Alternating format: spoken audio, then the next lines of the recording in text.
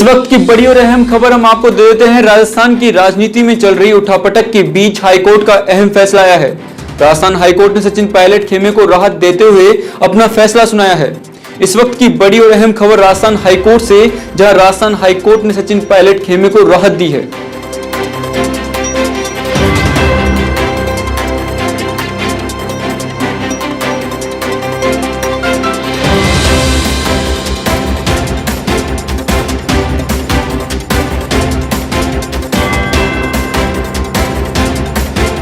जानकारी के लिए हमारे साथ जुड़ चुके हैं हमारे संवाददाता अंकित माथुर। जी अंकित, बताइए आपके पास क्या ज्यादा जानकारी है? जी अभिषेक, देखिए आपको बता दूं कि इस वक्त जो सबसे बड़ी जो और अहम खबर है वो राजस्थान हाई कोर्ट ने अपना फैसला सुना दिया है। यानी कि कल जो है कोर्ट 5 बेंच पर फैसला करने वाला था, लेकिन 2 बेंच को हाई कोर्ट ने राहत देते हुए यहां 3 बेंच का फैसला सुना दिया है। यानी कि पायलट खेमे को एक हाई कोर्ट ने बड़ी राहत दी है, क्योंकि हाई कोर्ट ने ये कहा है कि विधानसभा जो स्पीकर है वो किसी भी विधायकों को, यानी कि पायलट खेमे के जो 18 विधायक है उनको उनकी सदस्यता निरस्त नहीं कर सकते। तो इस पर हाई कोर्ट ने स्पीकर के फैसले पर स्टे लगाया है और कहीं ना कहीं एक पायलट खेमे के लिए राहत जरूर है। अभिषेक, तो अंकित, अब विधानसभा स्पीकर के पास क्या कुछ रह गया है और अब मुख्यमंत्री अशोक गहलोत की क्या प्रतिक्रिया सामने आ रही है?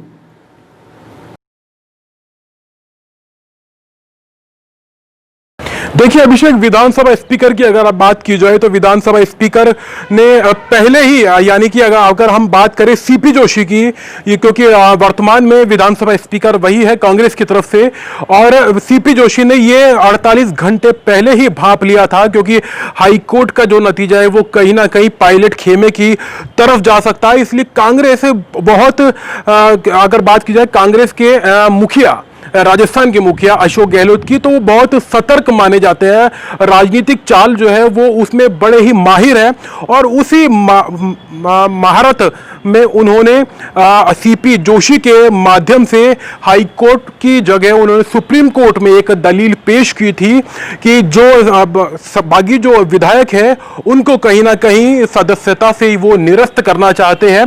और इस पर सुप्रीम कोर्ट ने आदेश दिया था कि, क्योंकि सुप्रीम कोर्ट ने कहा था, क्योंकि हाई कोर्ट के आदेश आने का सिर्फ एक ही दिन रह गया है और जब तक हाई कोर्ट का आदेश नहीं आता तब तक सुप्रीम कोर्ट इस केस की सुनवाई नहीं करेगा। और फिलहाल अब जो है इस केस में हाई कोर्ट ने अपना फैसला सुना दिया है। तो हाई कोर्ट की जो अब तारीख है आने वाली सोमवार की, अब उसके अंदर इस केस पर सुनवाई हो सकती है, क्योंकि सुप्रीम कोर्ट ने कहा था, क्योंकि जब तक हाई कोर्ट में यह फैसला चल रहा है, हाई कोर्ट के डिसीजन के आधार पर ही क्या फैसला आता है वो सुप्रीम कोर्ट करेगा। अगर मैं बात करूं मुख्यमंत्री अशोक गहलोत की कि क्या उनकी प्रतिक्रिया आई है, अभी तक ऐसी कोई प्रतिक्रिया मुख्यमंत्री की तरफ से नहीं आई। और अभी कुछ ही मिनटों पहले मुख्यमंत्री अशोक गहलोत ने मीडिया से आह्वान किया है कि होटल फेयरमाउंट के बाहर वो कुछ ही देर में मीडिया से रूबरू हो सकते हैं। यानी कि अगर देखा जाए तो अशोक गहलोत एक बार फिर मीडिया से रूबरू होंगे। और अगर दूसरे पहलू की मैं बात करूं तो मीडिया से रूबरू होने के बाद वो उनका जो सीधा जो कार्यक्रम है वो राज्यपाल के से मिलने का कार्यक्रम है। और अब मैं आपको बता दूं कि जब से ये गहलोत और पायलट खेमे के बीच की जो लड़ाई चली है उसमें गहलोत कई बार राज्यपाल कलराज मिश्र से कई बार मुलाकात कर चुके हैं, क्योंकि गहलोत को अपना जो पक्ष है वो रखते हैं राज्यपाल के आगे और राज्यपाल को जो है वो एक रिपोर्ट पेश करनी होती है, क्योंकि राज्यपाल के पास में अगर रिपोर्ट जो है वो नहीं होगी तो मुख्यमंत्री अशोक गहलोत अपनी दावेदारी पेश नहीं कर सकते। और दूसरा बड़ा कारण यह भी माना जा रहा है क्योंकि अशोक गहलोत आने वाले सोमवार से 3 दिन का विशेष सत्र बुला सकते हैं विधानसभा में और उसकी जो मंजूरी है वो राज्यपाल देते हैं। तो ये मुख्यमंत्री अशोक गहलोत की पूरी कोशिश होगी कि वो एक बार विधानसभा सत्र बुलाकर सभी जो बागी विधायक अगर वो उपस्थित होते हैं तो एक बार फ्लोट टेस्ट करवाने की जो है उनकी जो कोशिश है वो पूरी रहेगी, क्योंकि पूरे बल से अगर वो फ्लोट टेस्ट में अगर जीत उनको हासिल होती है तो कहीं ना कहीं जो एक सरकार गिरने का जो खतरा है वो बिल्कुल पूरी तरह से खत्म हो जाएगा। और अभी तक सचिन पायलट खेमे के जो 18 विधायक है वो अगर पायलट खेमे के साथ ही बरकरार रहते हैं, और वो क्योंकि अभी तक माना जा रहा है क्योंकि वो पूरी तरह से बागी हो चुके हैं, हालांकि उनको कांग्रेस ने बर्खास्त कर दिया है। अगर बागी विधायक अगर विधानसभा सत्र के दौरान अगर आ जाते हैं तो स्थिति थोड़ी अलग होगी, क्योंकि इस वक्त जो है पायलट का जो खेमा है वो कुछ भी बोलने से बच रहा है। अभी तक सचिन पायलट ने मीडिया के सामने अपनी बात नहीं रखी है, केवल 2 या 3 बार उन्होंने ट्विटर के माध्यम से अपनी बात रखी है, और उन्होंने ट्विटर पे यही कहा था कि मुझे भरोसा है कि सत्य की जीत होगी।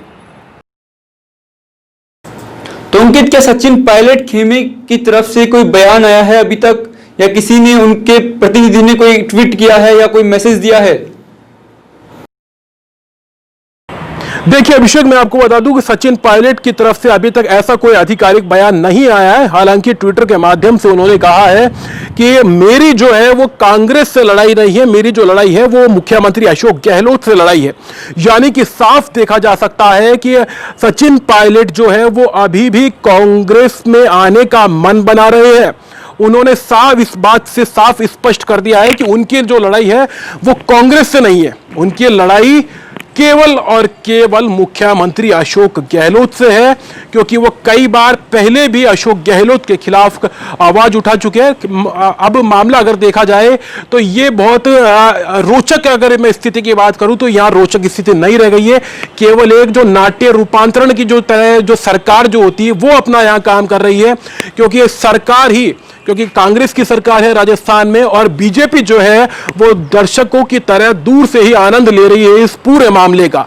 क्योंकि पिछले कुछ दिनों पहले ऑडियो कांड हुआ और जिस तरह से भाजपा के नेताओं के नाम आए, तो उस ऑडियो के बाद में बीजेपी जो है वो कहीं ना कहीं एक शांत जरूर बैठ गई है। क्योंकि अगर ईडी की बात करें, सीआईडी की बात करें या एसओजी की बात करें, क्योंकि एसओजी जो है वो अपना काम कर रही है और सीआईडी और ईडी जो है वो केंद्र सरकार के इशारे से परिवहन जो मंत्री है राजस्थान के प्रताप सिंह खाचरियावास, उन्होंने आरोप लगाया है।